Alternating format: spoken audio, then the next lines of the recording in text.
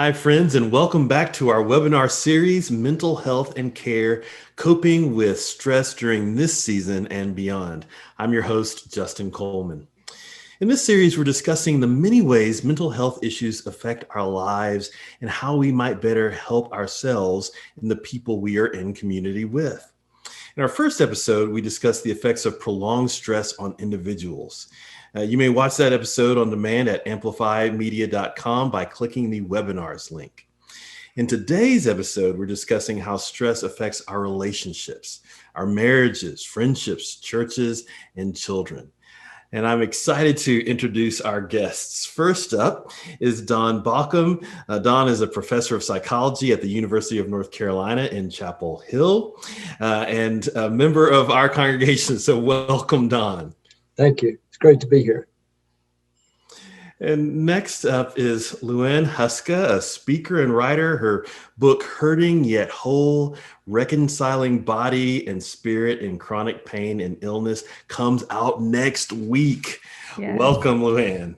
Thank you for having me. And finally, Greta Smith is a psychologist in Knoxville, Tennessee. Greta is also finishing up an MA in Christian Studies at United Theological Seminary and is the author of 2 mental health resources in the Out of the Depths series for pastors. Welcome, Greta. Thank you so much. I'm glad to be here. Well, and thank you all for being here.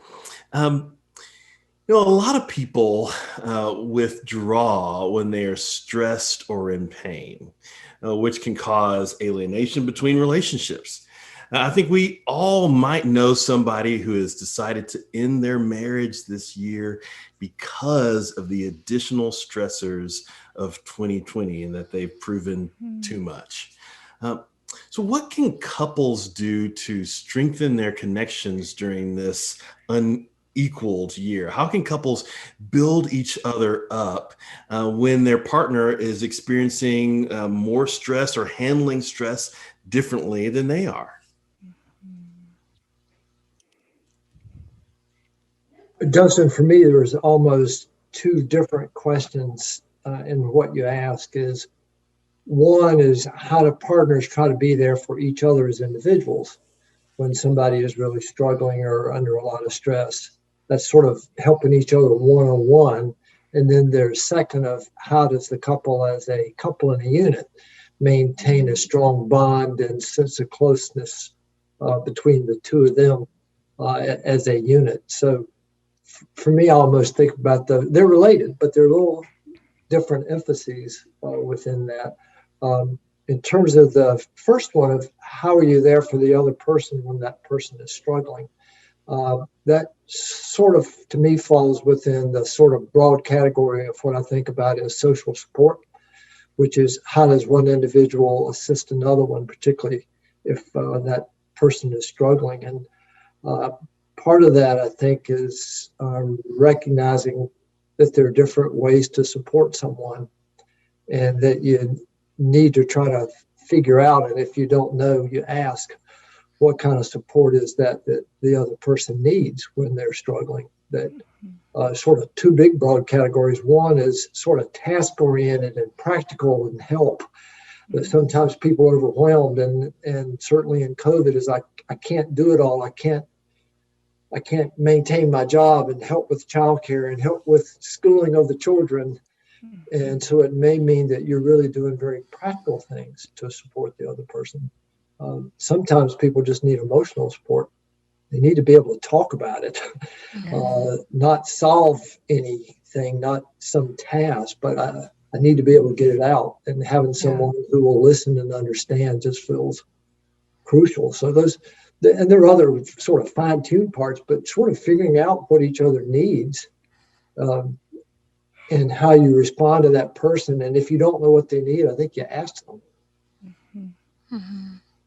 Yeah, thanks for breaking that down into the supporting the other person and being together as a couple or a unit.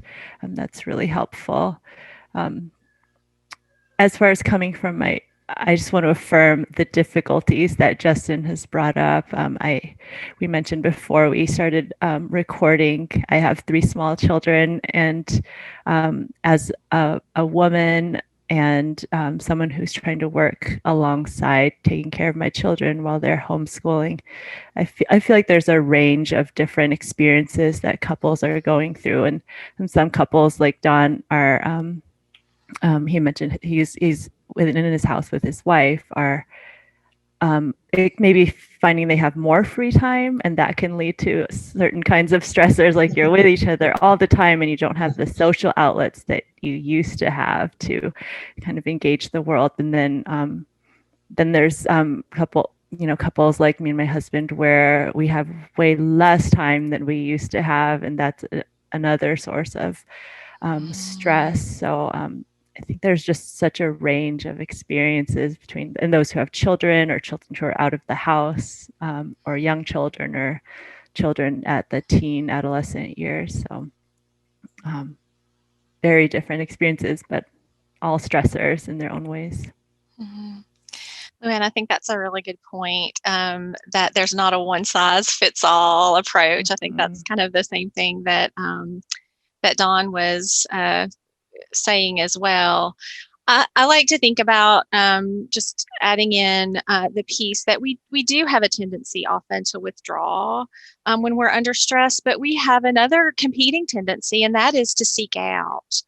And that we sort of have that from the get-go, right? We are born to bond, we are born to attach, and we sort of naturally seek out our safe people when we're stressed. Although as we get older, it feels more and more vulnerable to do that. And so I think that it really requires for couples to kind of try to stay together during the stressful time. It requires, and sometimes it falls more on one side and sometimes it falls more on the other side, but somebody being willing to be vulnerable and to seek out instead of withdraw, and to say, hey, because when I know my tendency when there's conflict or stress with my husband is to get defensive, right? Yes. And that's kind of the normal thing to do. And I have found myself saying to a lot of my patients and to my husband during this time, I'm on your team. We are on the same team. We're not on opposing teams, even though it feels like in some ways we're all in this on our own right now. Yeah, Greta, that's really helpful for me to hear.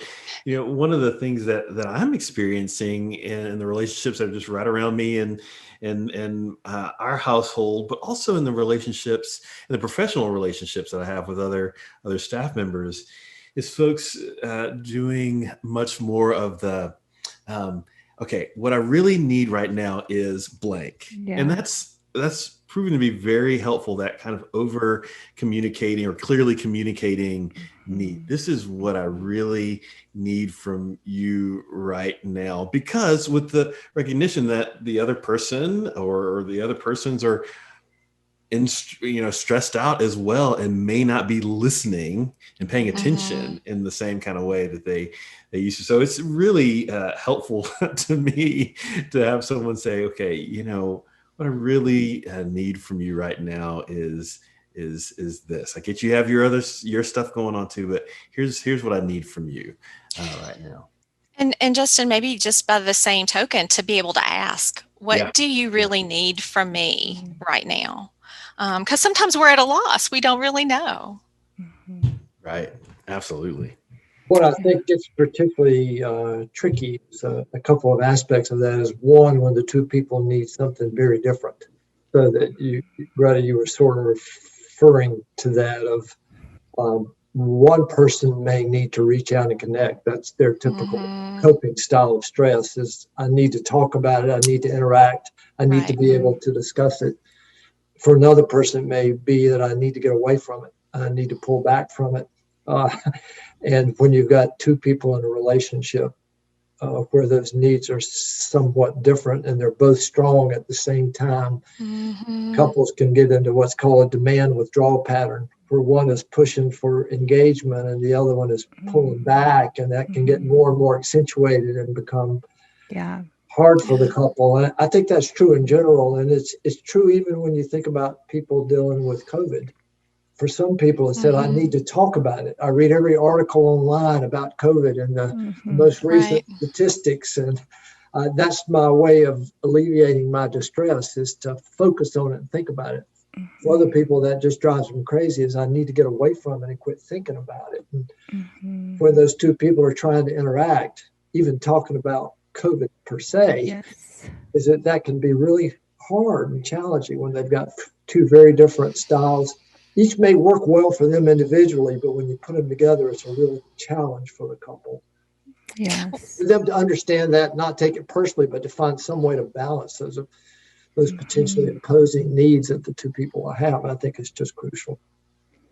Yes. Yeah. And these days we don't have those outside outlets to reach out to others. So it's like we're stuck in the same household, revolving around the same kind of demand withdrawal patterns that you mentioned. I think it can be really helpful when thinking about putting our needs on the table, like you said, Justin, and just being like, this is what I need, what I really need right now. One is to reduce the expectations, like the other person is not going to meet your needs 100% of the time. And I just read an article, it was actually published in March, but in The Atlantic by David Brooks, about how we were not made to live in nuclear families, but these days we are forced to be sort of only within our households, interacting at least physically. And that is really challenging because we're not able to reach out to those people that we would normally. But I think we can still, like we're doing now, find other social outlets, but also realize that we can give the other person space when we're in a place of really needing, demanding, or wanting more social interaction or affirmation or support, to know that when they are able to get their needs met, they will be better able to support us in our needs, and that it's not a zero-sum game. So it's not like your needs and my needs are competing and we have to like one person wins and the other person loses. But once I'm able to, get rest or sleep or just some space, then I can come back to hear you and receive what you have to say. So it's just helpful just to reduce the expectations of what a couple needs to be for each other in this time. Yeah, it sounds almost trite or trivial, but it just says to me is that during a time like this, you got to give each other some slack, and you don't sweat the small stuff. It's such a difficult time for everyone, and that you don't take things overly personally or magnify them and make it into a big deal. We actually did a survey. It's been a few months now.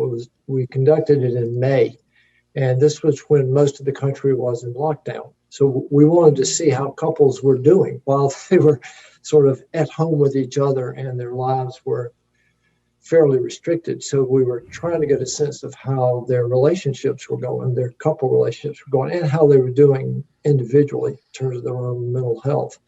And it wasn't true across the board, but we were actually incredibly pleasantly surprised that couples overall, there was variability for sure, but overall couples reported their relationships were doing relatively well.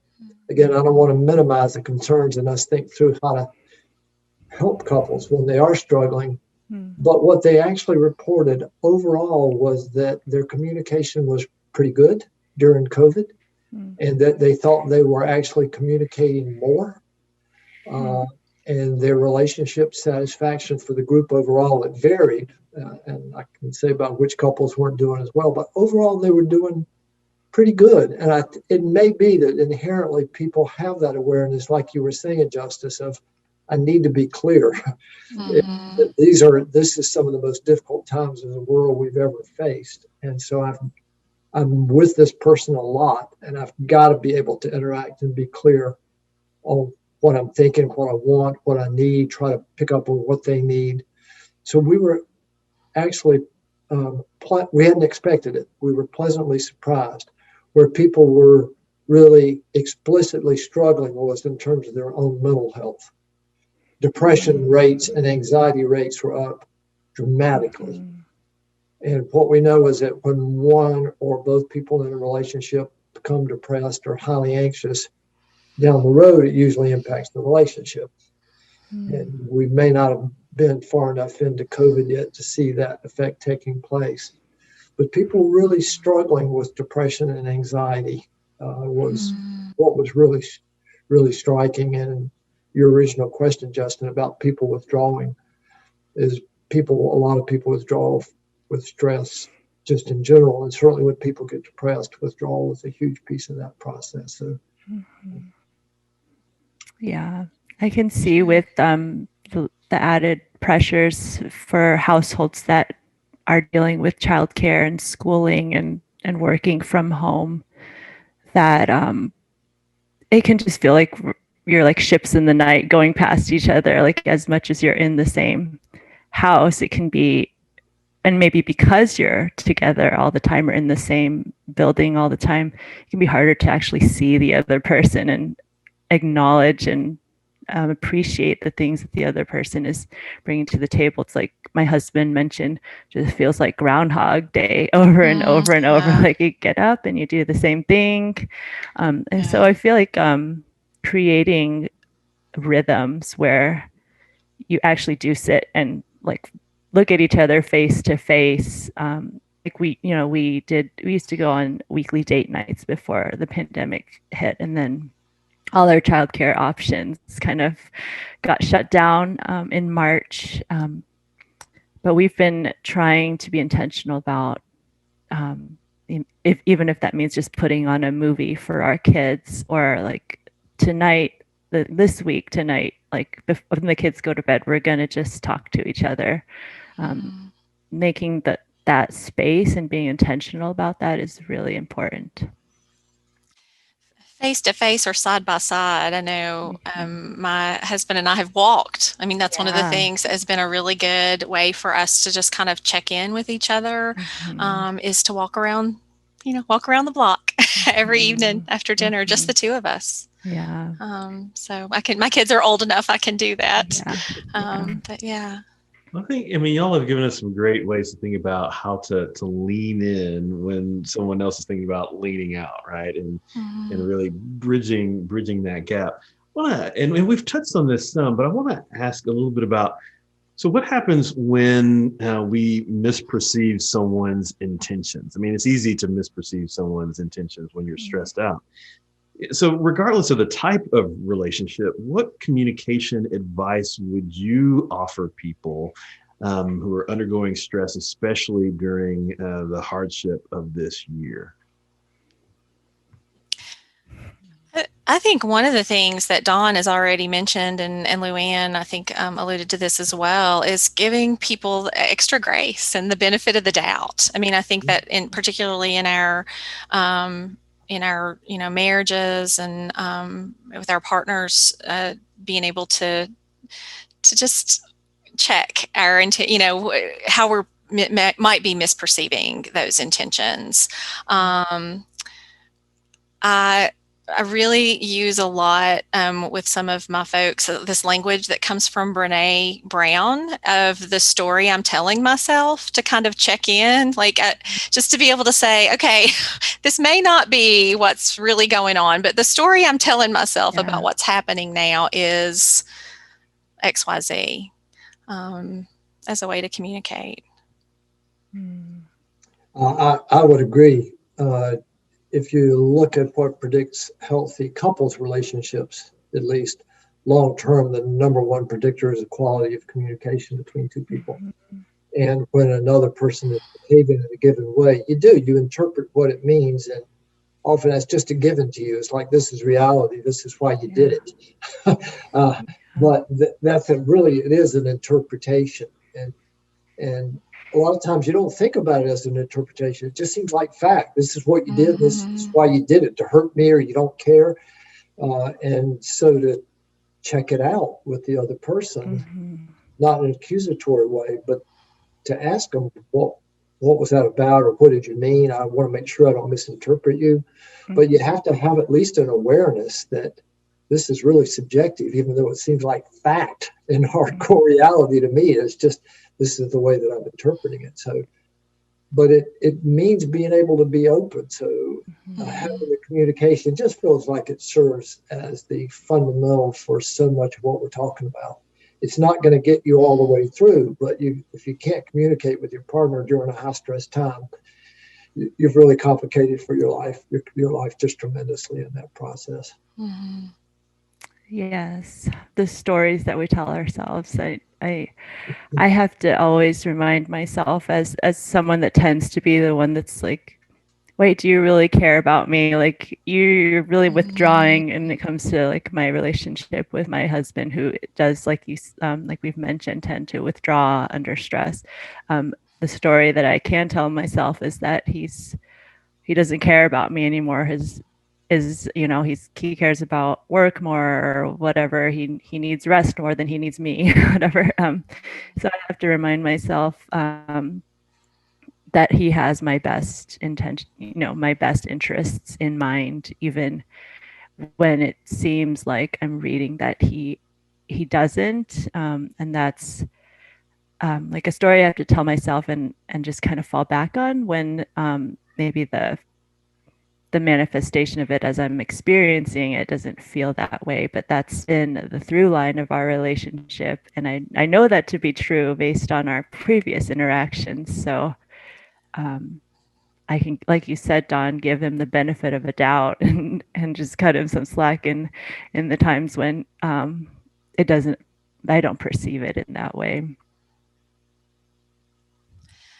I found in my family with my husband, or maybe even more so with my kids, when emotions get really high and we seem to be stuck, to just be able to say, can we start over? Can we just try that again? Yeah.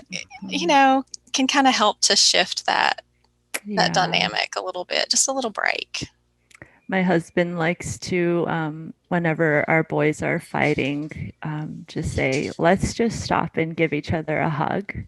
And that's like, physical contact is such a helpful reset because we get so caught up in our minds and the stories that are going on in our minds, but to have that like physical connection and be able to like stop and take a breath. Like I often have to tell my children, let's just pause and breathe and reconnect and reground ourselves. That can really help to start out a different page of the relationship. What it feels like both of you are talking about is that if you do recognize that a bad cycle is beginning or is on its way, is if you can pick it up as you just need to stop the negative cycle. Whether it's saying, can we try that again, or whether it's let me give you a hug, something that breaks that cycle. Because when couples and families, once that begins, that negative interaction is so easy for it just to continue and build on itself. And somebody's got to take the responsibility for stopping it. And hopefully everybody takes that responsibility. Yeah. But you feel justified in responding negatively if the other person was just negative. But that's just going to keep it going. So somebody's got to take the responsibility to exit out of that. And whether that's a hug or saying, can we do that again? Something to get you out of that negative cycle just feels like it's crucial in this process. Justin, can I pick up on something that was said sometime back? Yeah, absolutely. Go ahead. Yeah. It also relates to that first question you were asking, how the couple sort of stay close during this time. Is that, for me, one of the things that's really important to think about in general in relationships, as well as during COVID, is differentiating between the presence of really negative things and the absence of positive things. And those are two different sets of life events. And COVID It's affecting everyone, but there are lots of negative things that happen in a lot of people's lives. People get this virus. People lose their jobs. Uh, People are not able.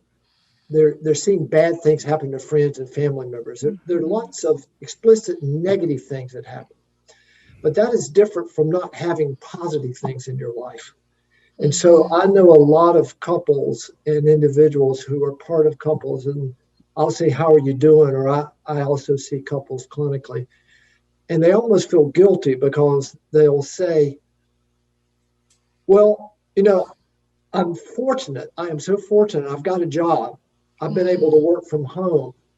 We're staying healthy. And yet I'm not doing so well. But I feel like I should be because I'm so much better off than a lot of really difficult circumstances people see themselves in." But what I think really they're experiencing is I may not have these horrible negative things happening to me, but so many positive things have been taken away from my life. When you were talking about you and your husband used to go out for a date night regularly, he's like, you can't do that anymore. Child care is gone. It's not safe to go out to a restaurant or to a movie or the theater. And so everybody's world has been shrunk. And we are losing a lot of positive things that have been a part of our lives. And I think a lot of people saying, well, I'm okay. I'm it's up and down. I'm getting through it. It's Groundhog Day again. It's that it's not just whether or not something terrible is happening to you, it's that so many positive things have been taken away.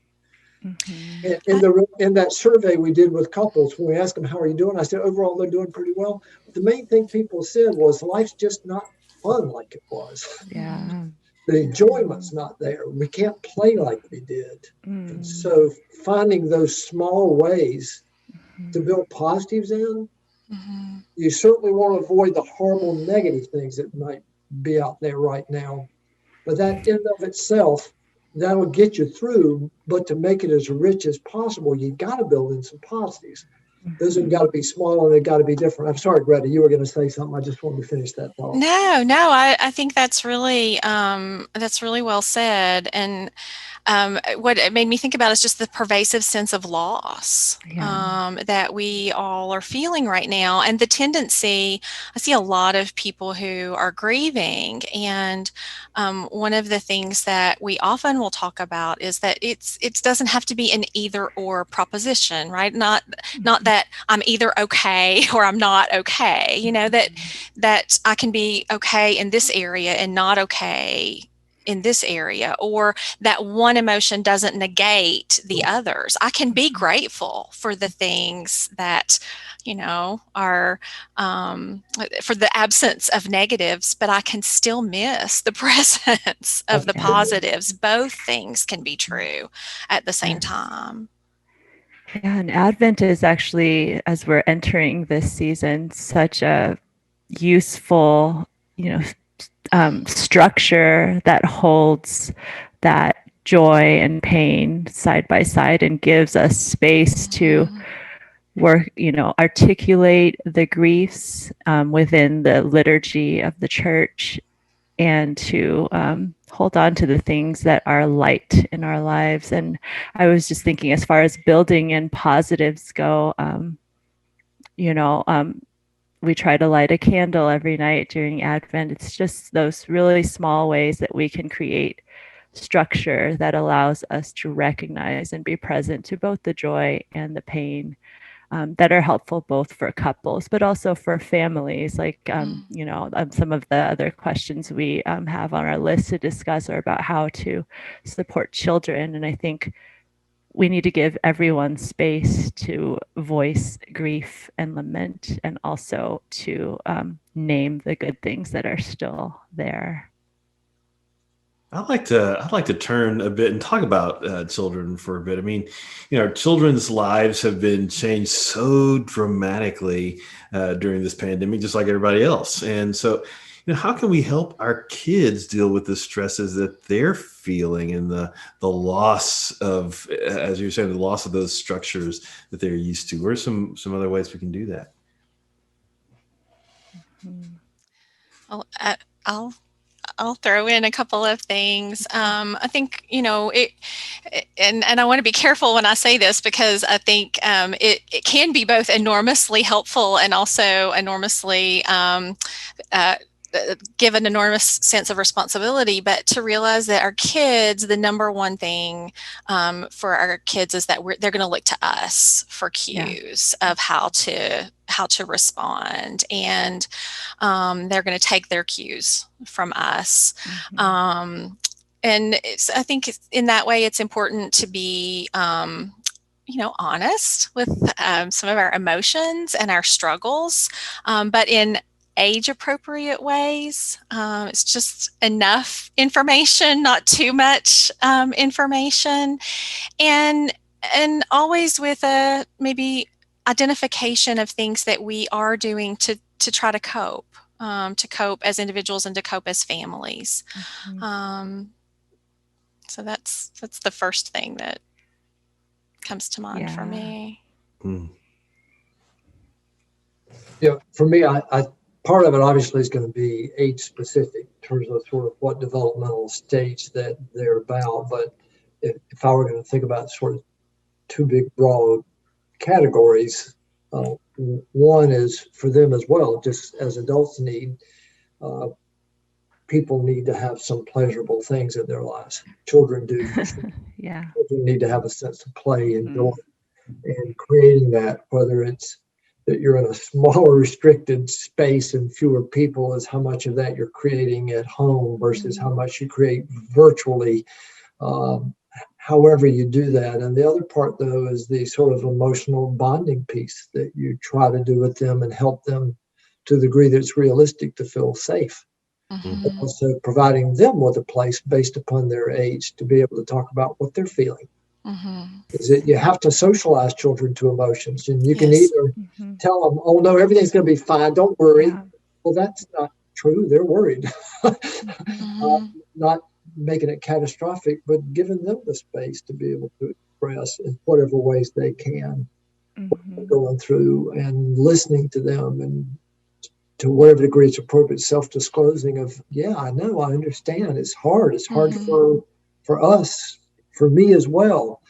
And without putting your concerns on them, reversing the roles, but letting them know that this is a shared experience, that this is something that we're all doing together. So I think there's both maintaining that as much as you can, close emotional bond with them and giving them space to be able to talk about the feelings. And then, just like for couples, finding the small ways to try to bring joy and play into this. It's great if they're getting their schoolwork done, but boy, they need a sense of joy and play. You can't, you burn out if all you're doing is working all the time. Right. Yeah, one of the things I've had to remind myself as my 7-year-old, he's e-learning for half of the day and homeschooling for the other half of the day. And to be honest, like the homeschooling usually is just not a whole lot happens during the homeschooling, and it's just realizing that that's the season we're in. I have to remind myself the important thing is not like things that we get done with our kids, but the being present to them. There's this meme I remember seeing on social media about you don't have to make the most of the pandemic. I think there's like people who want to like try to like maximize whatever this is, and I think it's important just to acknowledge like this is really hard, and to this afternoon I can't really do much but sit with you and read a book, and that's okay, and that's just where I'm at.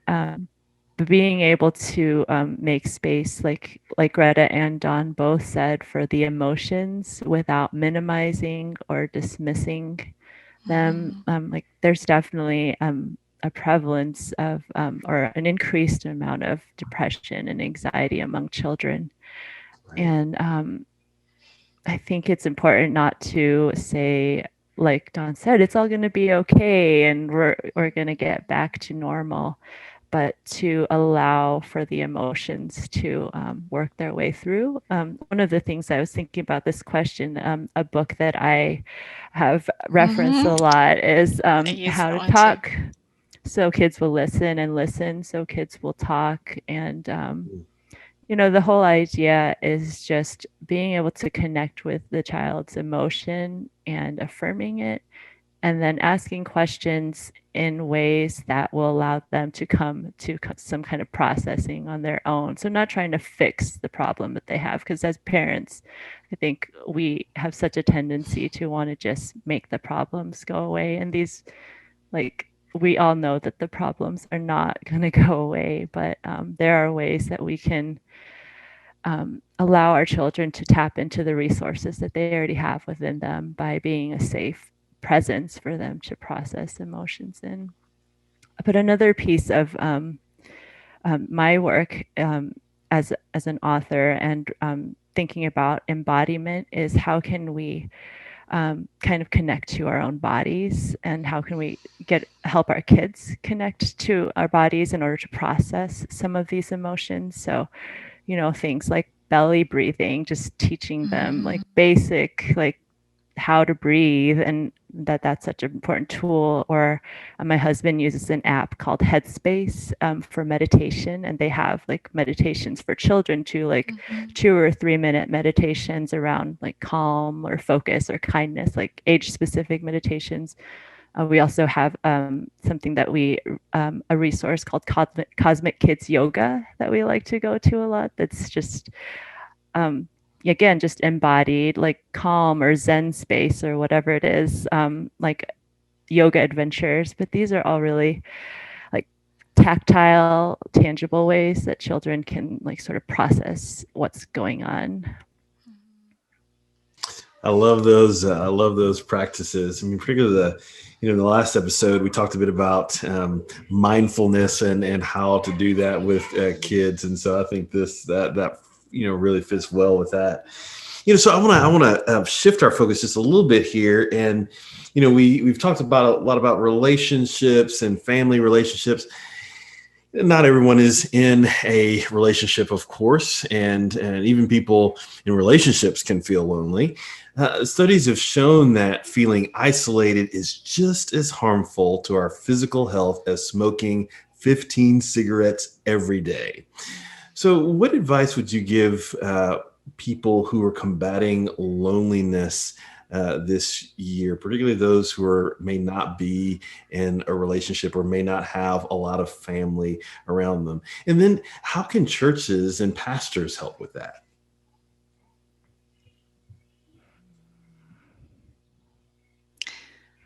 I think, and I was thinking of this when Luann was talking, that often we think about emotions and we look for reasons that we're feeling the way that we feel, right? That's how we kind of understand that physiological response. Like, this happened and I feel sad. This happened and I feel angry. This happened and I feel worried. But to think about like what function those emotions serve. What is the purpose of loneliness? And that it is to move us, to connect. We feel it because we need connection. The thing that's tricky about it's like kind of like we talked about in the beginning about couples. I don't think there's any one size fits all approach to helping people with loneliness, and I think the research is kind of bearing that out. Like, it's hard to find a consistent treatment that works, because it is such a subjective experience. You can be in a room full of people and feel lonely. You can be in a room by yourself and not. And so it requires sort of an individualized, I think, approach or plan, but recognizing, just to think about the function of that in a more sort of healthy and positive way, I think can be helpful. Yeah, please. I was just going to say, like you said, loneliness has a function. I think it's important to normalize that feeling, that this is we're all going to be feeling it, and probably anxiety and depression and all of these things are just part of the human experience in COVID, but in life in general. Like, these aren't like marginal experiences, but very human, very central experiences. And when we're able to connect our own pain and darkness to a deeper universal experience, that can make it a little less lonely. But simply asking, I think, like Justin mentioned at the beginning, like, what do you need, or like, how can I help you, or the simple question, are you okay, I think is so helpful. Just starting a conversation, are you okay? What do you need? How can I be with you? Justin, just along these same lines, I think that research is strong and it's impressive across a large number of studies, not just in terms of the impact of loneliness on people's mental health, but actually on longevity, how long people live. Loneliness is a bad thing, and it is subjective. As Greta was saying, you can be in a room full of people and feel very lonely, or by yourself and not feel lonely. Loneliness to me suggests a lack of connection. Which is why it's not a one size fits all that you do something about it, but it's that loneliness. We are indeed built, we are created as social creatures. One of my beliefs is people have a lot of different attitudes about what's safe to do, but a lot of people's decisions to gather in ways that are contrary to the recommendations of public health, I think shows us the incredible desire for social connection. We don't give people a hard time for running around in the woods by themselves. It's that people are seeking out other individuals, and they're willing to put themselves at risk because that need is so strong. And so if people are feeling lonely and isolated, broadly is that you got to find a way to connect. And unfortunately, at times when people feel lonely and isolated, they start to give up, and that's when depression happens, and then they withdraw more. So it's a cycle of you start to feel down and lonely and worthless and like nobody likes you, and you withdraw more, and then it builds on itself and you withdraw more.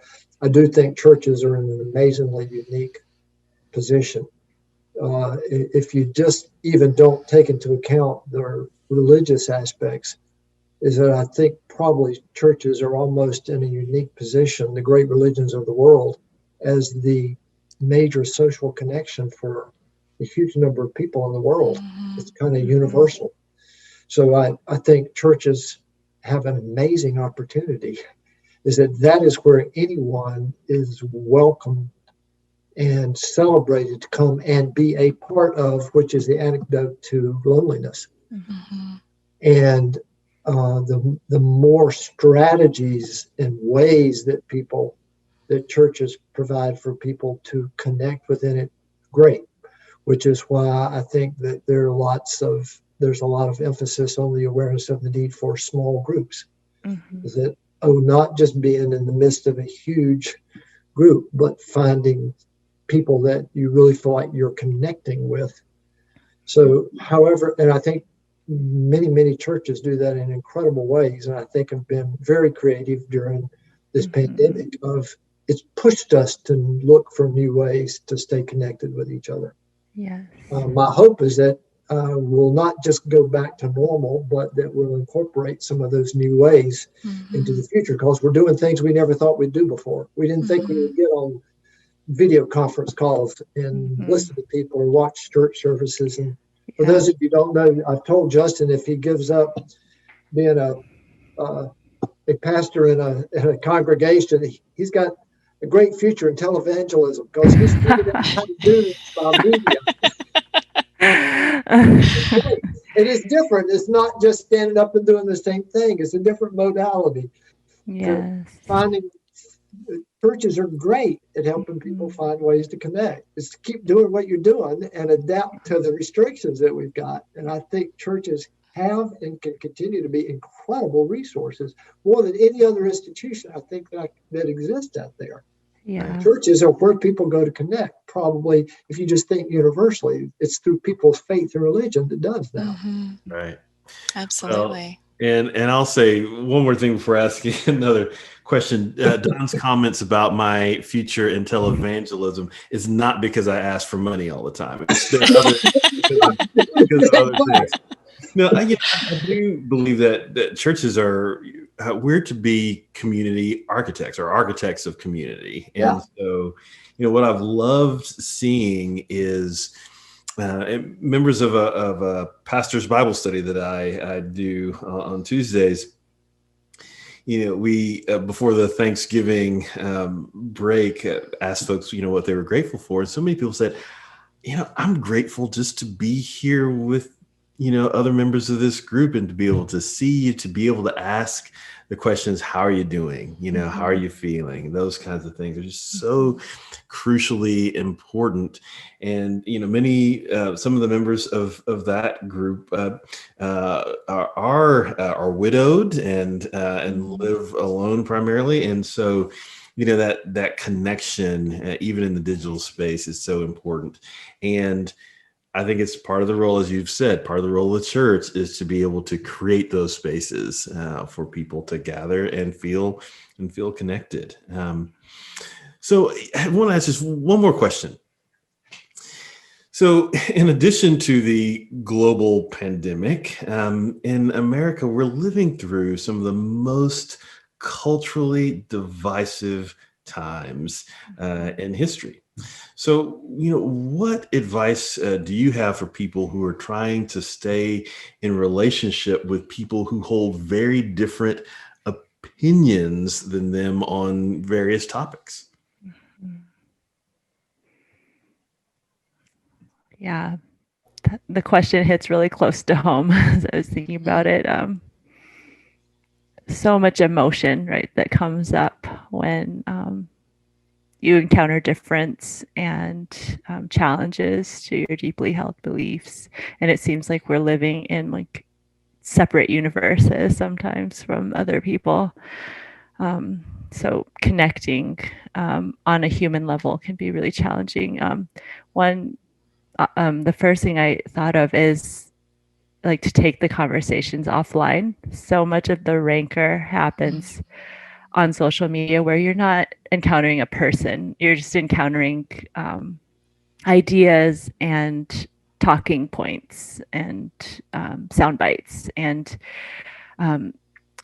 there's an article in the New York Times Professor Loretta J. Ross, who's at Smith College, and she talks about instead of calling out, you call in, instead of like the cancel culture where it's like so hard to talk about anything because everybody's offended about something that you're saying. If there's something that really bothers you about something someone said, like, why don't you call them and have a phone conversation or email them? Or I know it's hard to gather in person, but take that conversation offline to a space where you can like interact as human beings and not just faces on the screen. But even so, even some of those conversations like offline are still really fraught. And sometimes you have to establish, boundaries. I know with my extended family, like there's just things that we don't talk about. And that's because I know that's not really gone in helpful directions in the past. But in order to maintain relationship, I've had to establish those healthy boundaries for myself and saying like, I think I'll leave the room if this topic gets spoken about in a certain way. That's where I'm at with those things. Well, part of it to me is, there's some probably people with some topics is just not going to be productive. But more broadly, I think it has a lot to do with your frame of mind of what you want to gain from interacting with other people. I love to travel. I love to travel to other cultures. It is because it expands my worldview, and you realize that not everybody thinks the way that you do, and that broadens my perspective. And so I think it is really important that we not increasingly live in a world where the only people that we talk to are people who think exactly like we do. Yeah. That's not going to stretch me. That's not going to challenge me. That's not going to help me grow in my perspectives. Is that there are lots of people who I really care a lot about, and really value, who have very, very different political perspectives than I do. I actually want to hear what they think. I need to understand that, because in my head sometimes it's, I really like you and respect you. How could you possibly think that? I literally want to understand that. Yes. So for me, it's got to be this openness that I'm wanting to learn and understand other perspectives. It helps me grow. It expands me. If my goal is just to convince people I'm right and they're wrong, then it's a loser from the start. Yeah. And I think that's one of the downfalls of social media for us, is that so much of the interaction that happens in those arenas is statements, right? This is what I think. This is how, and in my field, we talk about, or in our field, we talk about the value of a really good question, right? The value of being curious, and how to engage people. When you feel defensive, I think asking a question is a good way to sort of shift the dynamic a little bit, to think about, to be curious about, tell me how come that's important to you, or where does that statement come from? Or now, as Luann said, I think knowing your boundaries, though, is important, and having a sense that it is okay to protect yourself when needed, is also important. Yeah. Yeah, I think when it really helps when, like Dawn said, you don't have an agenda, you're not there to convince people, and you're there to connect with the other person and hear their story. And once you start asking questions, like Greta mentioned, people's guards come down. Then they know you're not there to push your agenda on them, but just to hear them out. And I know with interactions with family members that I don't share the same political opinions on, that has been so helpful, just to ask, what is your history? Like, why is your family the way it is? And, why is your mom the way she is? And how has that affected your siblings? And then how has that affected you? And that just opens the door for that sort of connection that allows us to realize we actually do want the same things, which is a good future for ourselves and for our children. And we can feel like enemies because we have such different approaches to how we want to achieve those goals. But I think those goals are the same for most people. I think this goes a little bit back to the previous conversation about churches and how we create communities.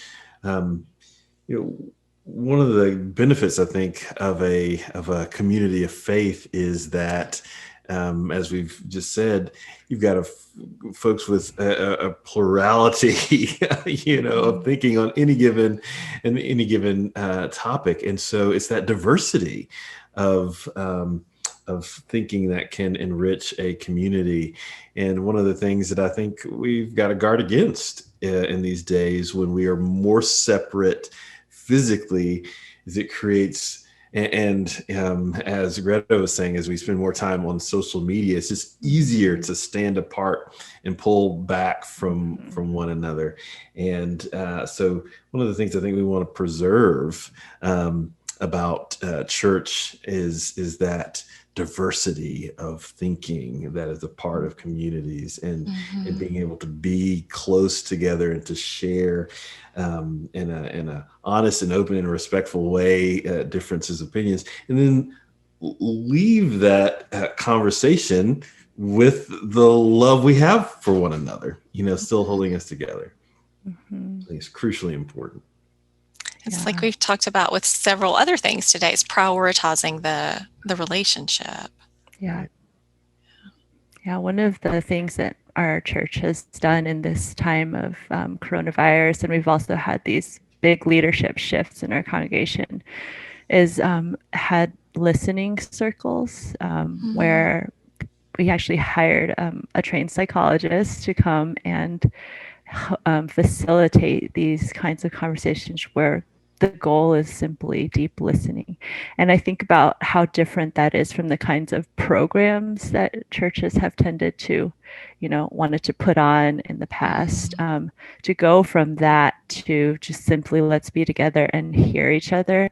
And like we've mentioned in our conversation, we can see this time as an opportunity to do things differently and not go back to the old ways that we've always done things, but as an opportunity, as these issues and these fault lines have come up within our congregations or in our relationships. Like they've always been there, but this pandemic has just brought so much to the surface. And my hope is that as we're able to engage in deep listening and bring in and hold in tension the diversity and plurality of voices, that something better could come out of it. Mm-hmm. Justin, I know we're a bit over time, and I don't want to assume your role, but I've had many conversations with you. And if we finish this without giving an opportunity to get some of your perspective, this audience would be greatly deprived. As a clergy, and you think about opportunities within a church to try to build community, combat loneliness, maximize diversity, what strikes you foremost? Well, thank you, Don. I appreciate that. I'll say this in closing is that I think that we have a great opportunity during these days. I mean, one of the things about religious communities prior to the pandemic, if we can remember back that far, is this conversation about relevance. So local communities of faith are trying to be resonant and relevant in their contexts. And so many pastors that I talked to have felt in the days, in previous days, that community was really being frayed, people were being pulled in multiple directions. I think that what the pandemic period has created the opportunity for is for us to say, okay, let's be really intentional about how we and take that role of being a community architect very seriously. So how are we gathering people for community? How are we promoting healthy friendships? How are we promoting healthy marriages? How are we promoting is family flourishing? And to say, okay, some of it will happen naturally, but there are things that we can do. There are things that we can facilitate through the ability to convene that we have as churches to make that happen.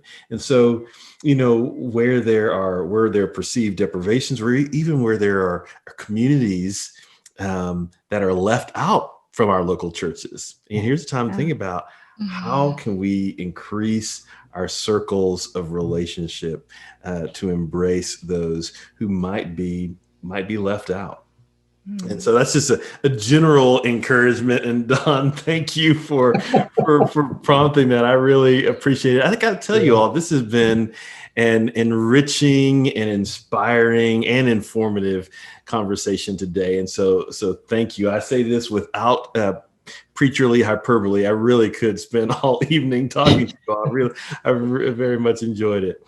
And for those who have joined us for this webinar, please come back to our final episodes. On Tuesday, we'll discuss how we can help caregivers this year, as many of their support networks have changed in the face of COVID-19.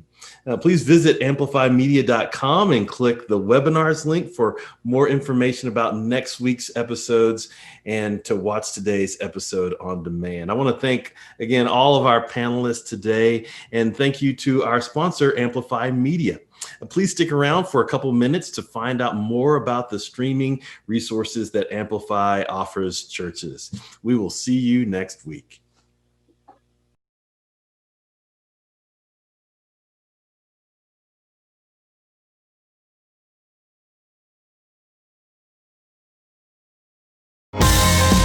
Amplify is an easy-to-use multimedia platform that will allow your congregation and community to discover, customize, and share diverse resources that encourage deeper discipleship and equip you to pursue your mission with greater impact.